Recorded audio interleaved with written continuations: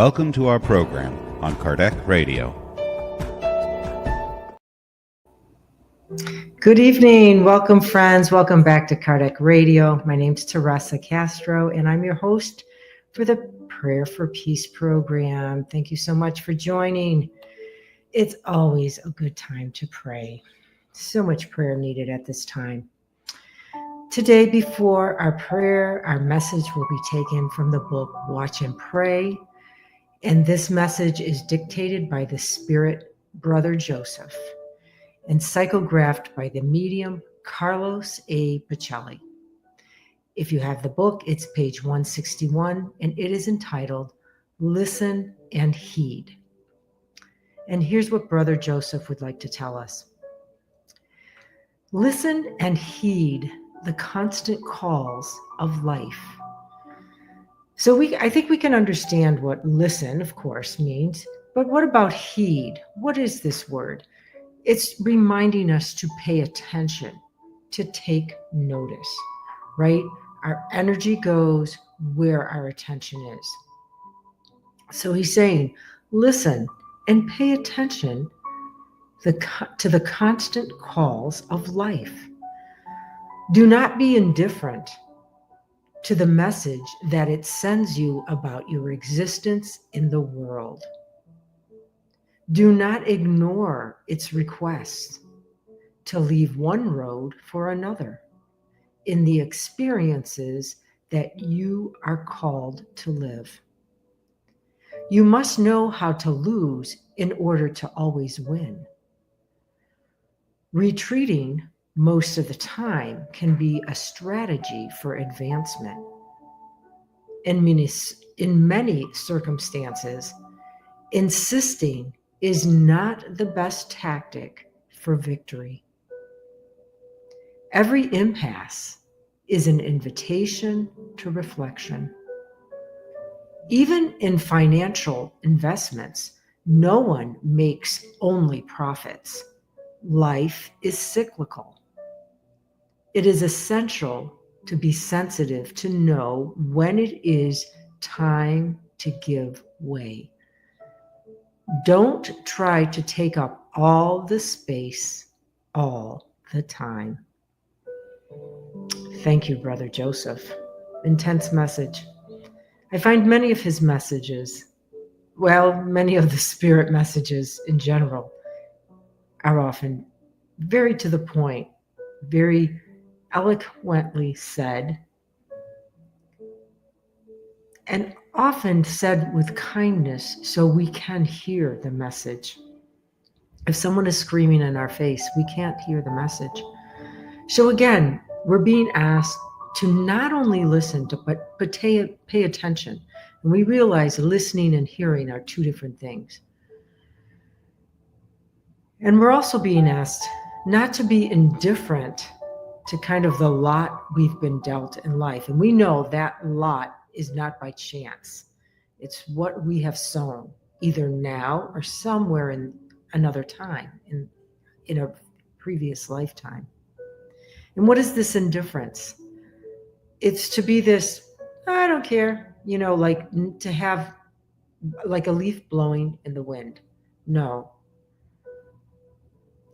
So we're being asked to pay attention because there's good reason why we are where we are in life. Again, nothing happens by chance.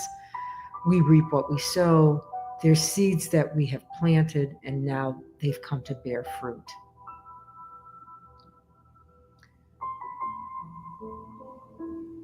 And we're being asked not to ignore when our life seems to be taking another direction that we don't really necessarily want to go. Oftentimes, it's not a nice turn of events. But sometimes even when it seemingly seems like, a good thing, in life, nicer job, better pay, something like this, we think, oh, this is a good thing. Sometimes, though, we find there's more to it, right? Seemed like a good thing, seemed like it was going to be an easy change, and then we find we come up against some challenges. However, it reminds me of in the book Paul and Stephen, and it's in the New Testament as well, where he meets Jesus in the desert, Saul at that time. And Jesus says to him, Saul, don't kick against the goads. And we know the goading stick is that thing that gets the sheep to go over there, to go over here, to keep them together. And this is the same thing that this message is saying. Don't ignore the request to leave one road for another. In the experiences that you are called to live, there's a good reason. And the external is oftentimes moving us in the direction we need to go. And many times this is not comfortable, may be challenging, maybe not what we want to do when we look at just the external factors. Maybe it's not comfortable. But he says that retreating most of the time can be a strategy for advancement. And we hear that word retreating and we think, oh, the army retreated, they won because the opponents retreated. And we think of this as loss. However, in the Gospel According to Spiritism, chapter 9, item 8, and this chapter is entitled, Blessed are the meek and peace-loving. So in this chapter, we learn about resignation versus obedience. And what we learn is resignation is consent through the heart versus obedience is consent through reason, the mind. And so we see resignation, we may be obedient, right? Because we don't want to get in trouble. We don't want to go to jail. We don't want to get fined. And this is good. We should be obedient and follow the laws. But resignation is not only, we're doing it conditionally. Resignation is about doing it because we know it is right. It's that coming from the heart. It's the truth. And doing something because it's the right thing to do, not because we want to avoid punishment or that we want to get reward, but doing it because it's the right thing to do.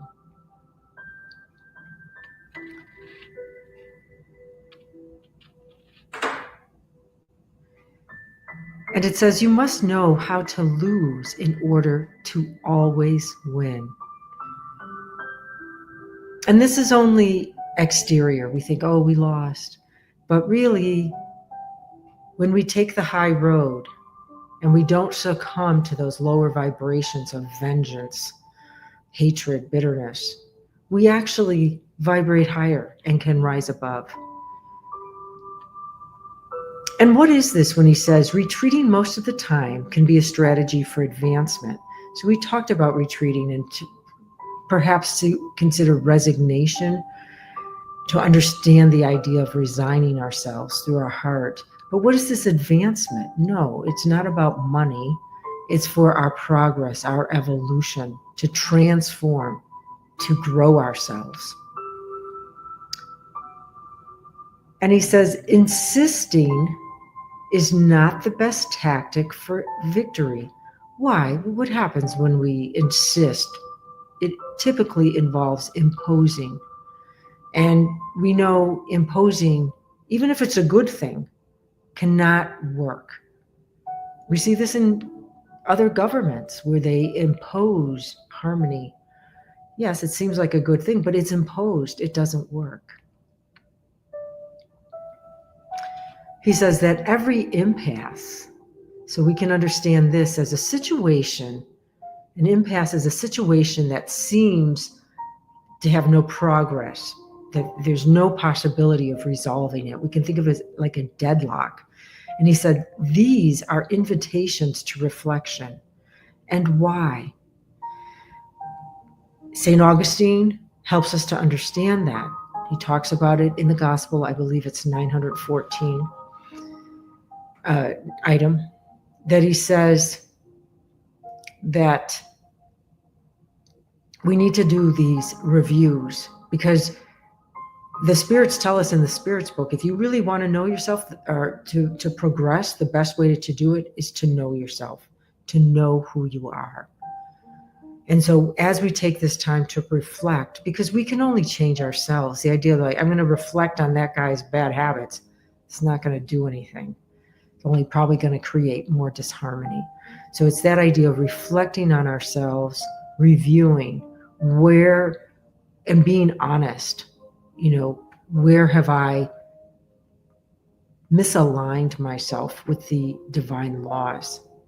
Where am I not on the same track with God?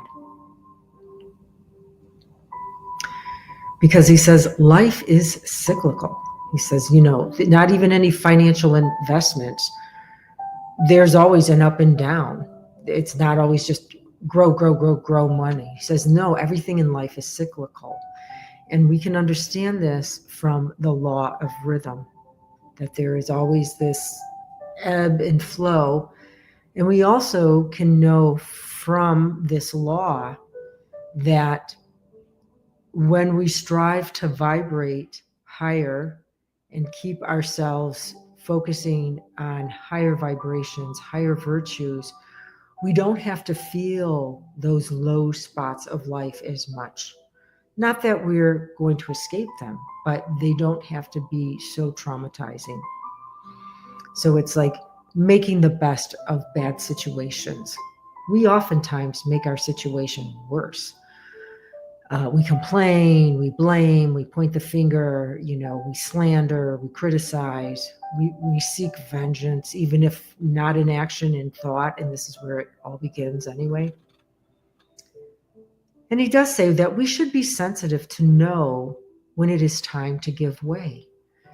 So this idea of reasoning and discernment is considering, what is most harmonizing for both parties involved when we find ourselves in challenging situations, is to consider the other instead of, well, what's best for me?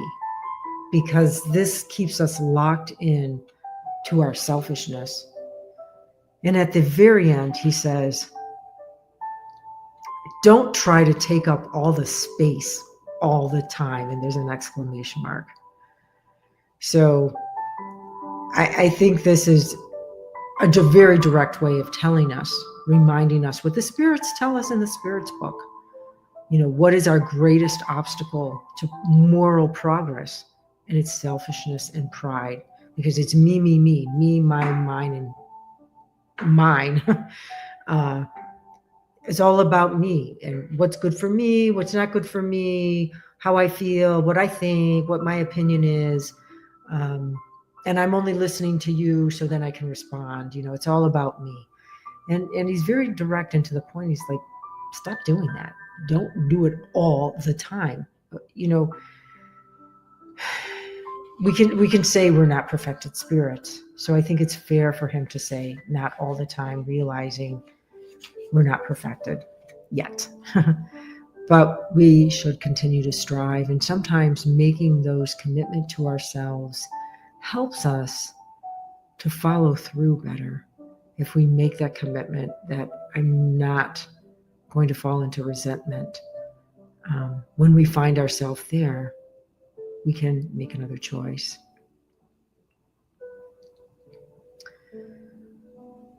So thank you, Brother Joseph and Carlos Baccelli, for this beautiful message, very direct, to the point, and helpful, to help us to understand how we can better navigate life and work it to our advantage. We so often can fall into backward thinking, as thinking more about myself versus the other person.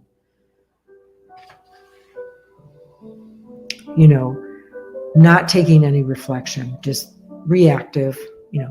I'm unhappy, so everyone's going to know about it. I'm going to make you unhappy because I'm unhappy. imposing, insisting things have to be our way. Our way is the only way. Our way is the right way. But to open our minds and allow that just maybe there is another way that can be just as good, if not better. So I invite you all to join me in a prayer for peace.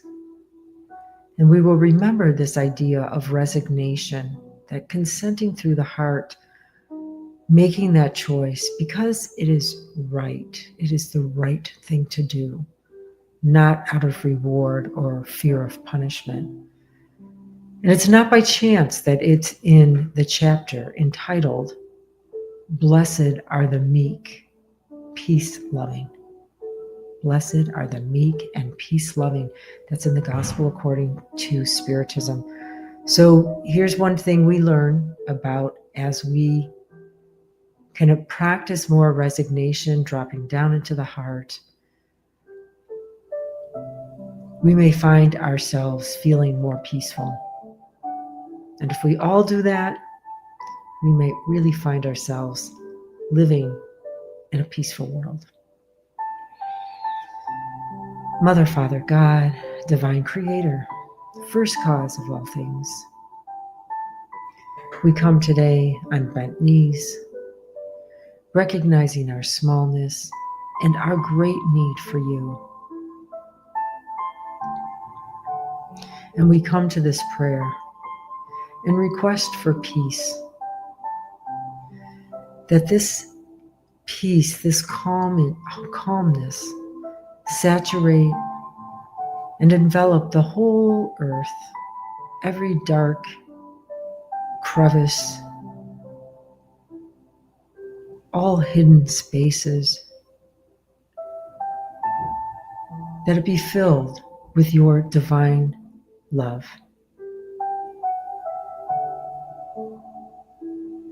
We pray for those who are suffering, and that they may be receptive to the hand that is soon to reach out for help. Thank you so much. And with your blessings, we close today's prayer. Many blessings, friends. I hope to see you all again next week. Same time, same channel, Kardec Radio, where we're always nourishing our souls.